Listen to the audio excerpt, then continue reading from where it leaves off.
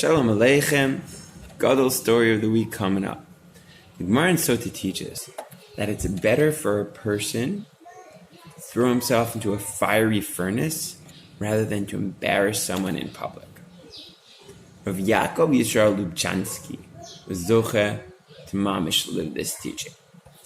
He was a rabbi of a town in Poland, and in this little town in the 1920s, there was no electricity, there wasn't even oil.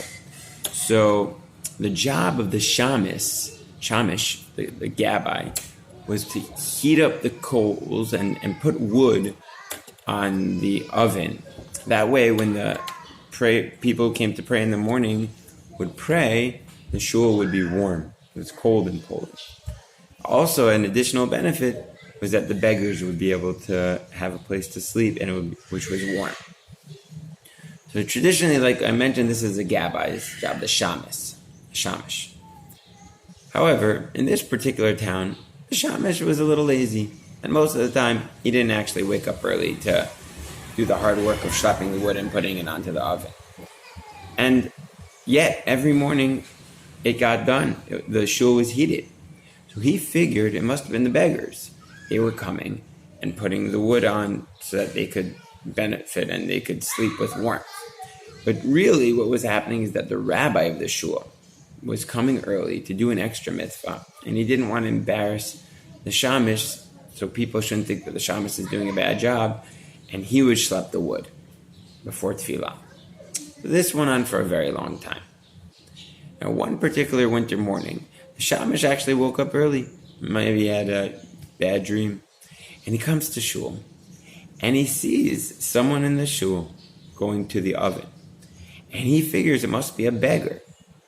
So he screams out, "Hey, beggar, what are you doing here?"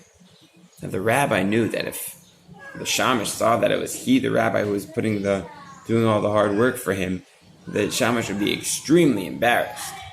And so he went really close to the fire and hid himself, hoping that the shamash would just go back to his work of, finding sidurim and putting it back to the benches. But the shamish was insulted. How dare this beggar who I give him the key, I leave this place open. How dare he not respond to me? So he came closer and he said, "Hey, when I talk to you, you respond." So the rabbi really didn't want to be seen. He knew that the shamash would be mortified at this point. So he got super, super duper close and covered himself like Moshe so that no one could see himself. But the shamish wasn't done. He said, "You lowly beggar," and he gave him a kick. And the rabbi fell and his beard caught fire. But he didn't want the shamish to see. So he quickly ran away from the shul. Shamash having no idea that it was the rabbi the whole time. And he ran back to his house, and he showed up the next day in shul. Half of his beard was burnt, but no one had any idea what had happened. He said that he had just gotten into an accident at home. Until the end of his life, no one knew what had happened in this amazing story.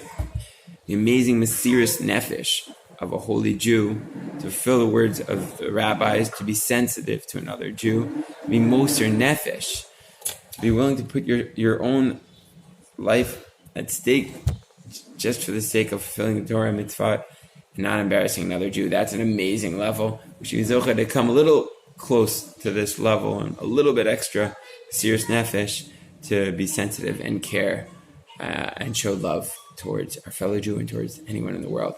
Have yourself an amazing Shabbos. Good Shabbos.